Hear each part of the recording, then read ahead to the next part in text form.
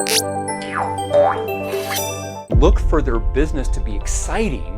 How do we take your best resources of time and attention and put them on the very most important things? That's strategic. Back a little bit more, a little bit more, a little bit more, a little bit more. And that was enough of a big rock. That was a great value contribution. You have to find a structure that all of you do. Maui Mastermind presents the Business Coach Podcast, answering your questions and providing real actionable insights for building a better, stronger, more profitable business without sacrificing your time, life, or freedom anymore.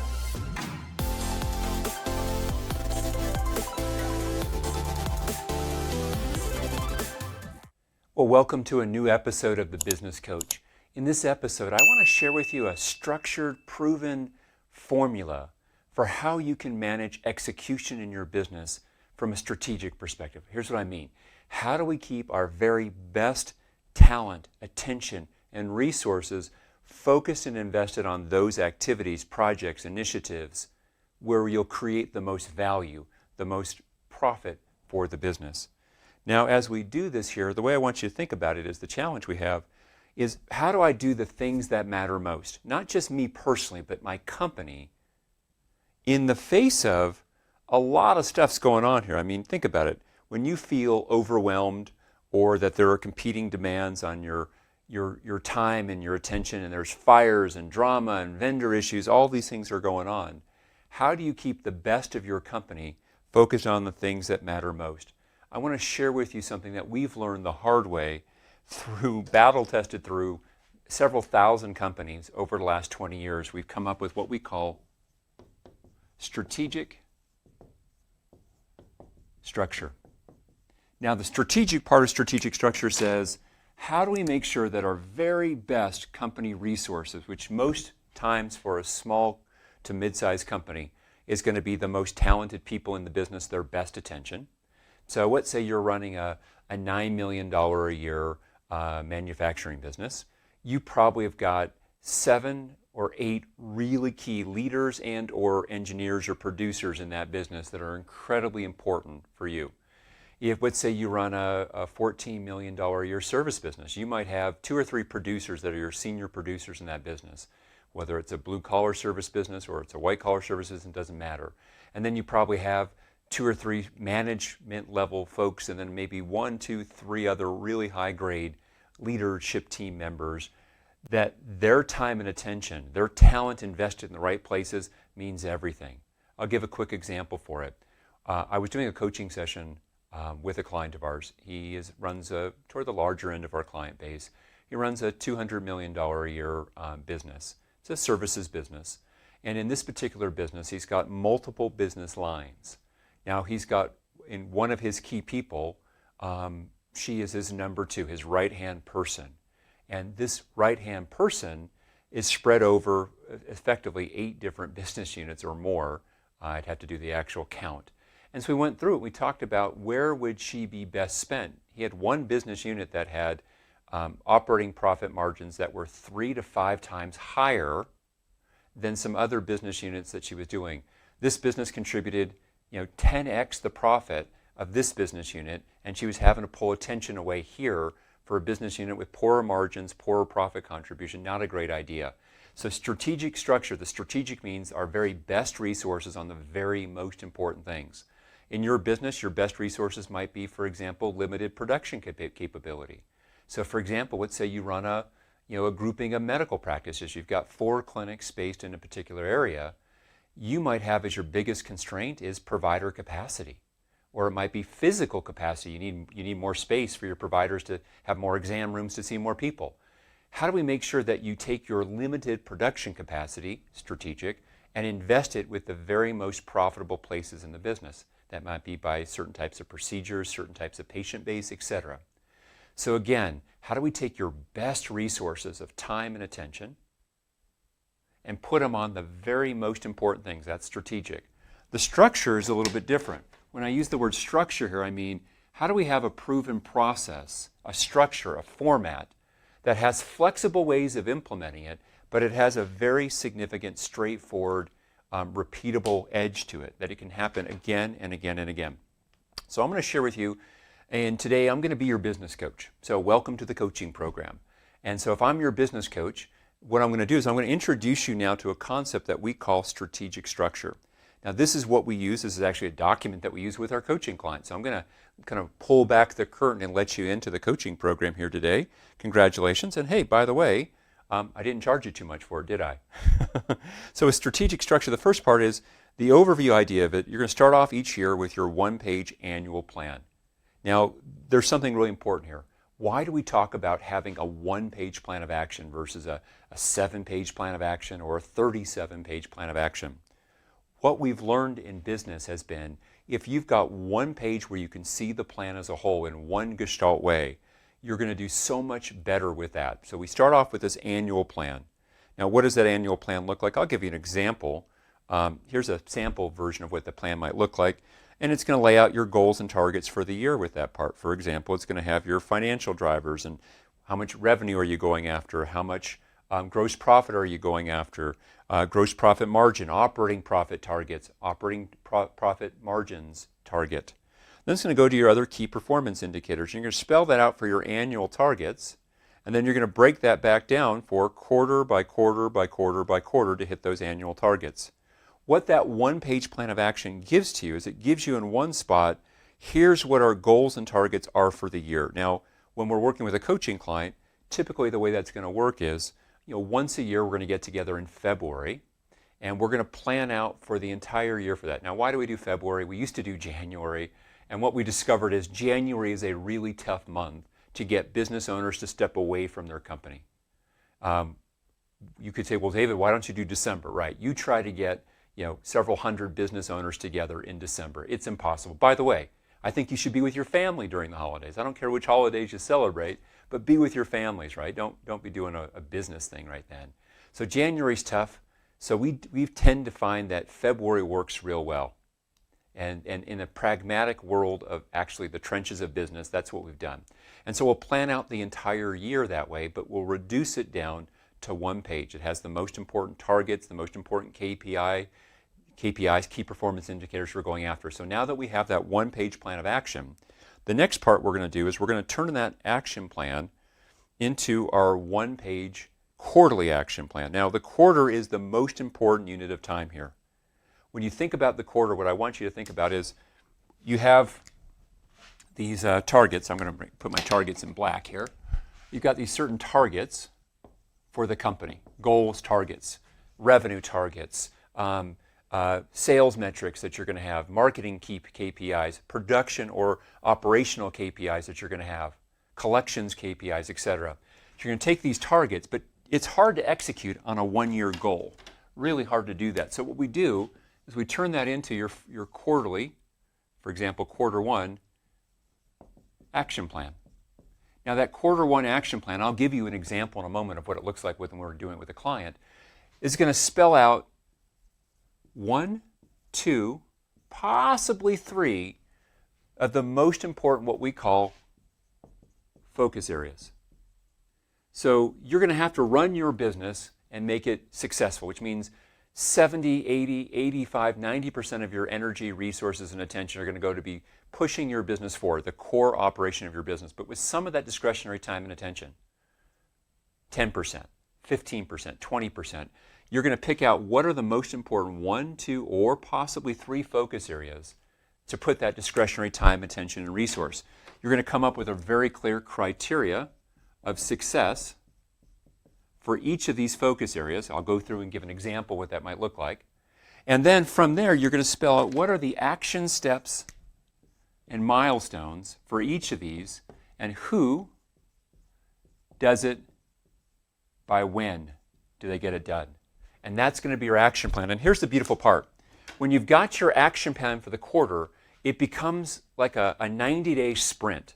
For the next 90 days, I know that in addition to doing my job of the business, the core functions that I have to do to keep it going forward, the marketing that has to be done, the selling that has to be done, the fulfillment that needs to be done, the accounting that needs to be done, our team's going to have to do those things. But when we look at where we put the discretionary, the best of us, it goes into these 2 or 3 focus areas this quarter with a very clear outcome. By the end of the quarter, we've accomplished this. And we do that in one page. So I'm going to come back and I'll share with you an example of what that looks like. I'm going to pull it up here. Great. So a quarterly action plan, it might look like something like this. All right. So with your quarterly action plan, what you've done here is you've created your focus area. For example, in this business, it was lead generation. You've laid out your criteria of success really quickly, clearly. Action steps, who does them, by when. And you've got that nailed down for one page. When you can do that in one page, what it allows you to have is it gives you a very clear track to run on so that you know exactly what you're focused on from a behavioral part. Your big picture annual plan, it gives you a great point to aim for. But it's hard to behave that point to aim for. The quarter is the perfect unit of time to bridge our big strategic goals with the in the trenches action and doing. And so we said that if we're going to go ahead and get our team, our company, to execute in the face of customer fires, vendor challenges, internal drama from staff members, etc., macroeconomic things that are going on in the marketplace. If we're going to get that to happen, what we have to do is we have to have a way that can focus us on those fewer things that makes it very easy to see the next action that needs to be done. So the first place that we did that is we created our 1-year plan. Then from there, each quarter, we're going to create our 90-day sprint, right? And then the final part of what we're going to do is we need to translate that action plan each quarter. Just draw this out here for a moment. We need a mechanism to take that quarterly action plan and to convert that or translate that in a structured, repeatable, proven way into weekly behavior. Now, the week is what we use. You'll remember from, I think it was the second episode of the podcast where I talked about how to upgrade your use of time. And we talked about how the week we're going to create that series of recurring appointments of focus blocks of time in our weekly calendar. If you don't remember that, please go back. I'm almost certain it's episode 2. It's that valuable to execute on the week. But I want to talk about the strategic tools that make executing on the week work well, especially when you talk about how do you translate this 90-day sprint, this one-page quarterly action plan, into actual weekly behaviors. So I want to talk about something, we call it the Big Rock Report. So again, now that we have our one-page plan of action, we've got that one page that has everything that we want to do for the discretionary time and attention of our business. Now what we need to be doing is we need to figure out a way, how do we get people to execute on that weekly? And we call it the Big Rock Report. And so here's the way it's going to work. Each week, you're going to take, and again, I'm going to share with you kind of a generic version of it. Here's what it looks like, your Big Rock Report. I'll come back into this Big Rock Report in just a moment. But each week, you're going to say, okay, looking at my action plan, this week, what are the 1, possibly 2, if you have a lot of focus time, it could be 3 big rocks that you're going to get done this week. Now, what is a big rock? Let's define what we mean by a big rock. So first of all, a big rock is something that typically is going to take less than 2 hours to do. So a big rock for me is going to take typically less than 2 hours to do. It's a very high value piece. It's going to be using the parlance we talked about in our time value session in episode 2. It's going to be A or B level time. It's going to be our most valuable time. Why? Because I'm saying of all the things I could do this week for my action plan, what 1 or 2 things should I pull from the action plan down to do this week?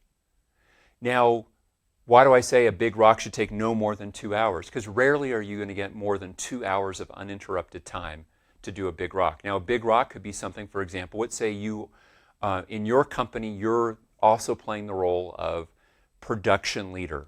So maybe for you, it's stepping aside to get 2 hours in to work on a new training tool to help make your people who are in the field much better at what they do with less supervision. Maybe for you, you're in charge of your marketing. And so for you, you're going to take an hour, hour and a half to be preparing for and meeting with your outside marketing agency about pushing them to get you better results on your lead generation. That could be a big rock for this week. A big rock for this week could be meeting with your leadership team. Maybe you meet every 2 weeks.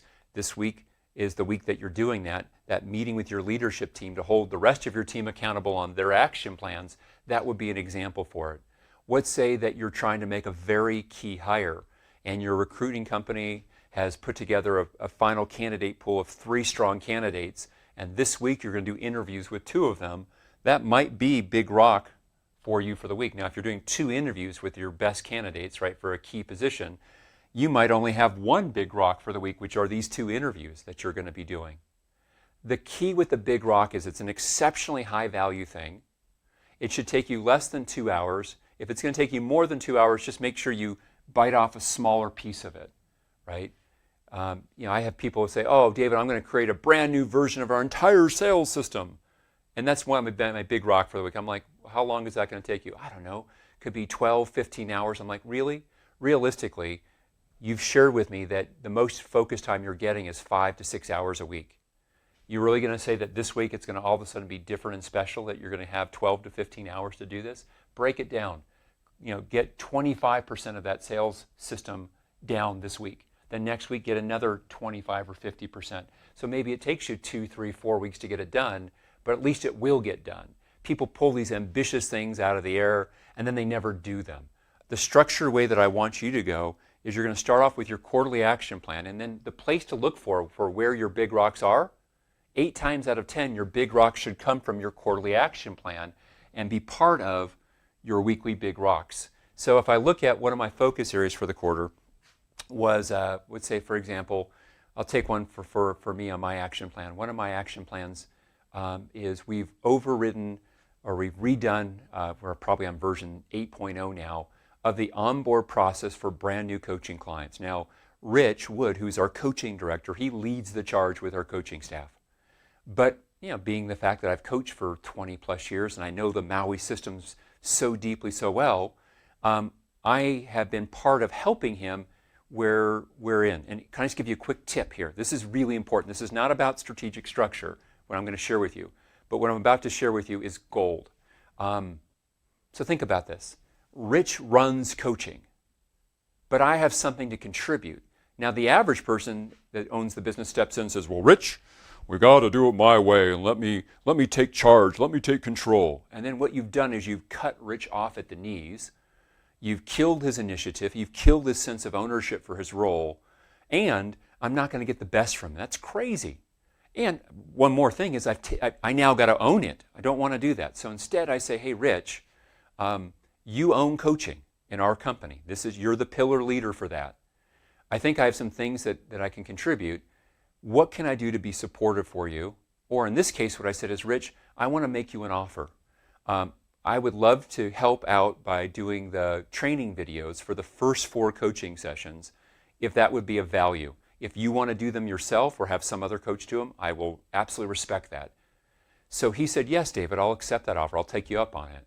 And so what it meant is that I work for Rich in that area. And so my big rock last week was to produce, and it was only one big rock because it was a big one, to produce those 4 training videos for our coaching staff for how to best succeed doing your first 4 coaching session with a brand new client. Now here's the key though. I worked for Rich. Rich held me accountable. There's 3 things you get by framing it that way. Number 1, Rich stays in charge, which he should. He's very good at what he does. Think about that. I don't want to undercut the initiative or the ownership of a key member of mine. So Rich stays in charge. Number 2, I'm modeling for Rich what great execution looks like. While I might work for Rich, he might manage me in this deliverable. In another context, he works for me. And so I'm modeling, hey, Rich, this is me making the commitment. Here's these 4 videos. This is me closing the loop. These 4 videos are done. They're delivered to you now. If for any reason after you check with them, there's some piece of it you need to be different, you own getting back to me about that. I just want to check with you to make sure that you, on your end, have gotten delivery of what I've just done, and you're satisfied. You're thrilled with what I've sent over, right? That's me modeling for him how great execution looks like. And so now he would already execute really well anyways, but you get my point. The third thing that it does is it allows me as a business owner to pick and choose my places of contribution without getting put into the default gap catcher role, right? If I go in and do that with Rich, when I just say, hey, Rich, I'm going to do this for you, where it seems like I'm taking charge, now when things come through there that don't fit cleanly for what Rich knows to catch, In the past, if he owned the pillar, he's responsible for catching those things that we call it the gap catcher, those things that don't cleanly fit in a role or a function. But if I start undercutting him and taking away his sense of ownership, now I get stuck playing this gap catcher role, and I lose my day, I lose my week, I lose my quarter, and quite frankly, I lose my mind. So just as a side note, so a big rock should be something that typically takes less than 2 hours. If it's going to take more than that, like for example, those 4 videos, probably took me about 4 hours, roughly about an hour per video. Each video is probably anywhere from 15 to 20 minutes. I try not to make them too long, but it took me prepared time to get ready to do those videos. So it was about 4 hours. That was enough of a big rock. That was a great value contribution. It was one big rock. I actually had one other that week. Typically I'll get 12 or 15 hours of focus time a week at this stage in the business, but early on I probably would have only gotten 2-3 hours at first. Then I grew that to 4 to 6 hours. I grew that to 8 hours. I grew that to 12 hours. I grew that to 12 to 15, and that's where I'm currently at. So come back to your action plan. Your action plan is defined through what are the highest value focus areas in the business. Maybe it's about, you think about what's your biggest limiting factor in the business. Maybe for you it's, David, we need more production capacity. We've got all these people clamoring to do business with us, but we don't have space in our schedule to put them in there. We're scheduling out 3-4 months. Wonderful. So this quarter we're going to say, how do we increase capacity? Maybe you're trying to go increase capacity by 12%, 15%. Maybe it's making a particular key hire that will expand capacity, but you've defined out that highest value activity as part of your one-page plan. And I'll see about doing a future podcast about how to do that action plan, actually. I'm just putting a note here mentally for myself.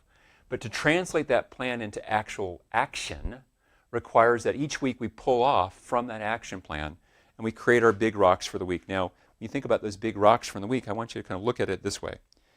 For example, in our sample that you see here, the big rocks include a formal debrief of a particular project and a follow-up and scheduling an assessment for a sales presentation to Core Incorporated, a company.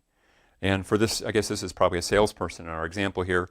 He or she's going to make 20 outbound stage 1 prospecting calls. Those are the big rocks.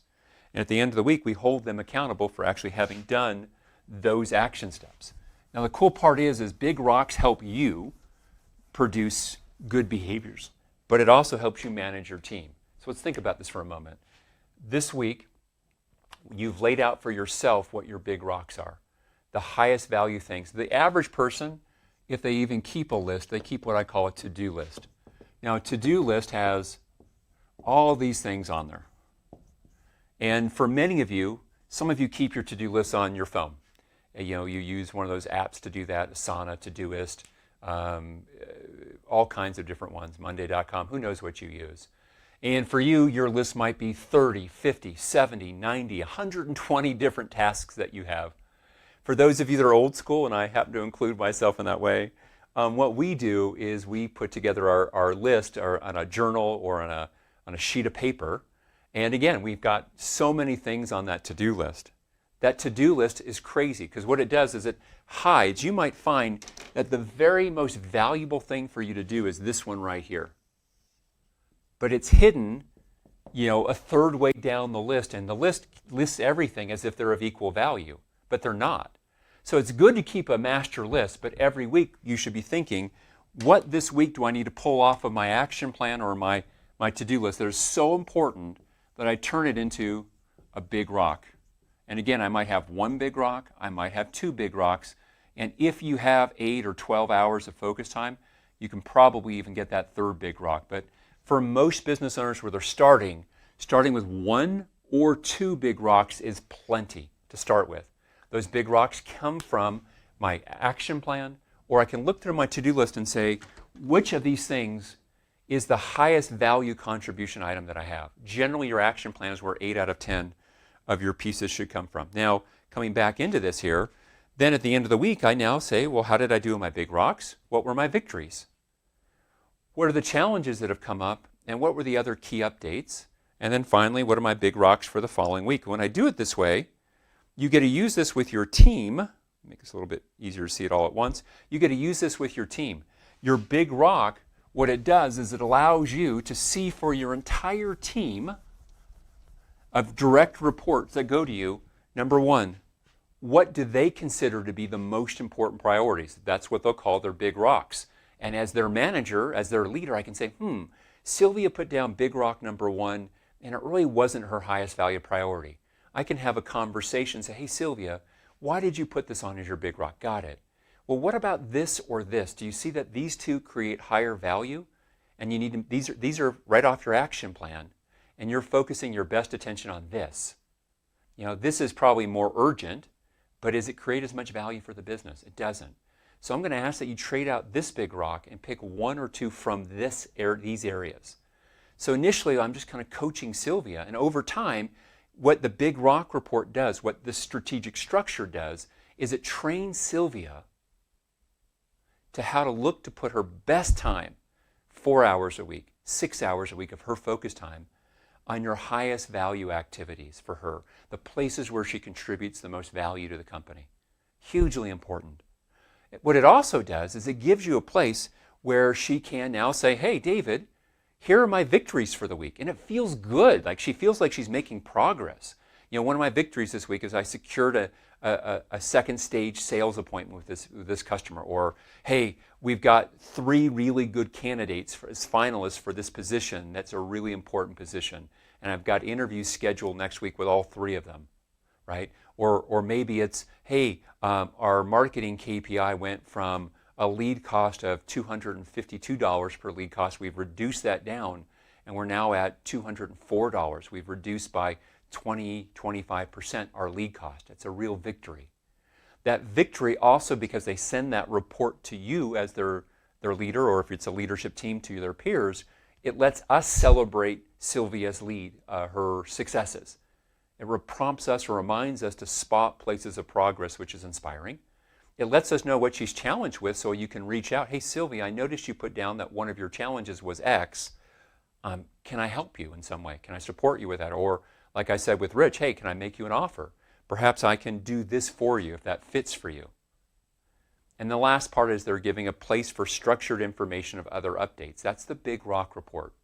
Now, if you were my coaching client, I would have you do it on the actual coaching app that we have for that. So you would enter in that information. It takes you about 5 to 10 minutes once per week. You hit send, and it goes out already to the predetermined distribution list that you've already set up. It's going to go out to your Maui business coach. It's going to go out to 2 other direct reports that you have as part of your current leadership team. Here's one more person I think you personally should send your big rock report to, your spouse. So send it to your husband, send it to your wife. Why? I'll just give my own example. So oftentimes I'll come home from work, and Heather, my wife, will say, hey, what's gone on? How was work today? And I'll share a few things here or there. But it's hard for her to keep it straight because she's not really an auditory person like I am. So I want her to know that she can see what's going on in the business, not because I want her to hold me accountable. Heavens no. We would get into way too many arguments if that was the case.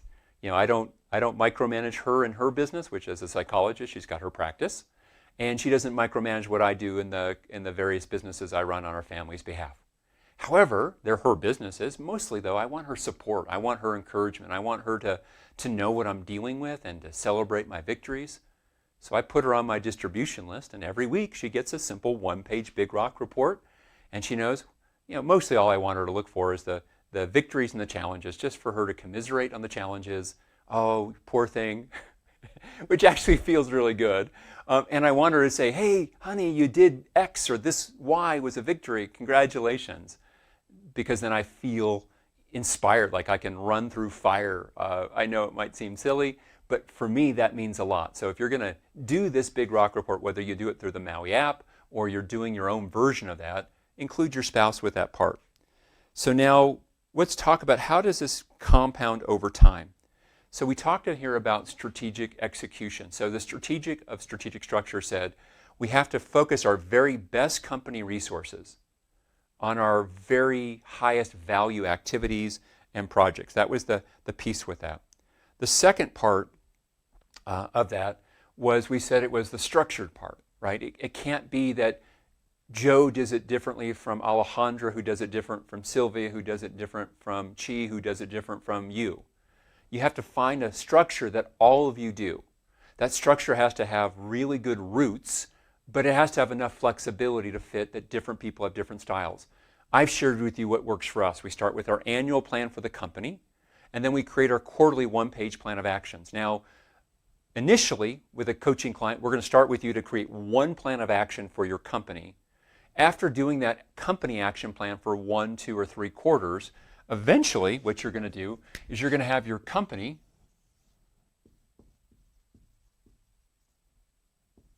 plan of action. And that company plan of action for the quarter, for that 90-day period, is then going to be where you have for the various departments or divisions, or we call them pillars of your business, right? Sales, marketing, operations, finance, HR, executive leadership, etc. And so you're going to have, we'll call it a pillar action. I think how to spell that. Action plan. And right now you might have strong pillar leaders in 2 pillars. And so you might only have pillar 1 and you might have pillar 2 plans of action for the quarter. So you'll have the action plan for the company. Let's say that pillar 1 is your marketing pillar. You've got Sylvia, she runs it really well. Quarter 2 is your operations pillar of the company, and Alejandra runs that and she's great. So you might have on the company plan, you might have focus area 1, which is something that is on your marketing pillar leaders, in this case Sylvia's plan of action. And then you might have a second focus area that you own about something that's not on either of those pillars. And then you might have a third focus area in the company plan that fills here to production or operations, and Alejandra might own that. So in addition to that one focus area from the company plan, they might have 1 or 2 others that aren't quite company top priorities, but are top priorities in those pillars. So this is the idea of strategic structure. You've got this annual plan that helps give you the markers, the targets that you're going over, and the categories of what you're paying attention to over time, the key performance indicators, etc. Then each quarter you create your one-page sprint, initially for just the company, and then later on, depending how matured your company is, if you have pillar leaders in 1 or 2 or 4 of the key areas of your business, you're going to have a pillar action plan for those areas owned by one of those key leaders. If you don't have pillar leaders, if you're a middle stage level 2 business and it's basically you with the business successfully running around you, but you are the main leader, you'll have just one plan for the company. And you might even just choose one focus area for the quarter. You don't have to have 3 focus areas. If you are going to have just one focus area, make sure it's really valuable. So for example, we like to think about each quarter, how do I take my single biggest limiting factor, the one constraint to growth or constraint to the business's maturation. We call this your limiting factor, capital L, capital F. And if I can push that limiting factor back this quarter, one way of strategically growing a business is every quarter I push the limiting factor, which will change over time, but I push the then present limiting factor back a little bit more, a little bit more, a little bit more, a little bit more. And this is how that business will grow over time with that part. And how do I translate that quarterly plan into actual behavior week in, week out? I use that through the choice of what big rocks I pull from the action plan that week and put into my big rocks for the week, my most important things. Of all the things that are going to get done this week, come heck or high water, those big rocks, that 1 or 2 big rocks for the week, those will get done. Everything else might fall apart, but those big rocks where I'm actually creating the most value will get done. Now, how do I schedule in those big rocks? I put them into my focus blocks of time. Remember back from episode 2, we talked about creating a weekly time value schedule and having those recurring blocks of 1 to 3 or 4 hours worth of focus time. And if you don't remember that, please go back to episode 2 because that ties directly in with the strategic structure, the structure part of that. Now, how does all this impact you over time? I want to talk about the compound impact of doing these behaviors over time. The average business owner, what happens is they reach a point where we'll call the capacity barrier. They are so busy doing the business, so wrapped into doing it, that they no longer have the ability to grow. They actually hit a plateau and they get stuck. And for most businesses, that level is about $1 million worth of revenue. the next major hurdle is at about $5 to $10 million of revenue. And I see it happen all the time, depends on the type of business. And this is where the owner of the business has built it, wrapped around them, and they've run out of capacity because they're so busy producing the day-to-day job of the business. So how you create the most value for your company, it says that if I use strategic structure over time, I can continually upgrade by putting my very best resources on my very highest value activities, projects, initiatives, and that lets me blow right through that capacity barrier. Now, I will also say that this requires over time 4 things. Number 1, it requires focus.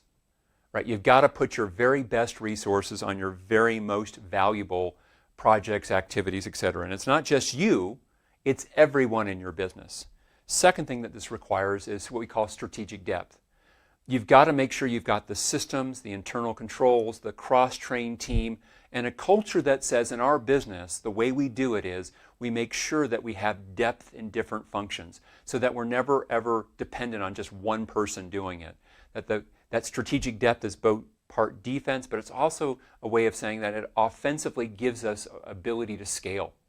Next piece in here that we've got to have, not just strategic depth, but we've got to have a leadership team. It can't just be one person, you the owner, leading the whole business. I've got to build a team behind me, that team that helps me to pay attention to areas of the business. I need those pillar leaders there that ultimately are strong enough that they have something to contribute to the business leadership as a whole. The final thing that you need is time. Time. And you need time for this to compound. I've got so many clients who initially come to us because they have a really tough challenge. So let's look at this here. I'm going to kind of draw out a bit of a grid here. So this axis here is time. On the horizontal axis, time. Think about that in terms of years in the business. Now, on the vertical axis, think about this as money, revenue, profit, all those things, enterprise value. And so here's what happens. The first several years of a business, because it was small and it starts to grow, you've got some good growth. But most businesses, and it can be at the 5-year mark, the 10-year mark, the 15-year mark, before they come to us, what happens is they've reached a point where growth has flattened out. Where before the very first few years they were growing at 7%, 15%, 22%. They hit that capacity barrier, and now they're flat. They might be growing, but it's single digits growth. It's not much growth at all. And so what happens is they start doing these functions that we've been talking about here in the coaching program. And as they start doing these parts, they go and start having another round of growth. And as they have those rounds of growth, 12% growth, 18% growth, 26% growth, double digit, in some cases for clients, triple digit, but typically double digit growth. They do that for another 2, 3 years. And then they reach this really tricky point here. I'm going to put these question marks here, this inflection point. And what happens is some of these business owners think, oh, they don't realize they're doing it, but they think, oh, we already know this now. We don't need to pay attention to it. I don't need my coaching anymore. I know exactly how to do that. My staff knows exactly what to do. And what happens is, without the outside constraints, the business starts to regress a little bit and then hits another plateau. You see it all the time. You are the single biggest constraint for your business's long-term growth as the owner, founder of the business. You've got to keep growing yourself. But if we can keep you focusing on things like strategic structure long enough, not just for 2 years or 3 years, but for 4 years, 5 years, 6 years, 7 years, 10 years, what happens is your business will continue to grow, and now you're getting growth on the growth on the growth, or you're compounding it. And here's the pretty cool part. You end up in a point in time later on where everyone says, hey, I want this later growth. Wow, I could have this much growth in 1 year in terms of the value of my business or in terms of profitability. And what they don't realize is these 2 points are where you earn that later growth.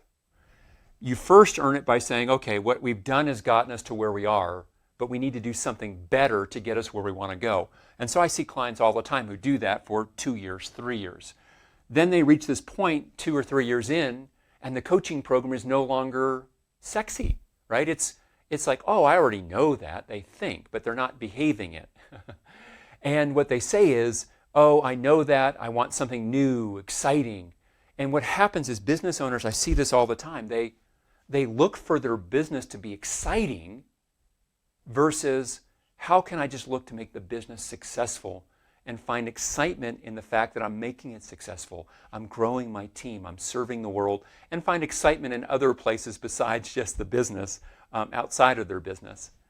So if in that first point you've got to do things better, I think many people are willing to do that. That second point, and it happens at about year 2 or 3 in the coaching program, we now have to say, I'm going to stay the course. Because what happens when you stay the course is you start to compound your gains. How do I know this?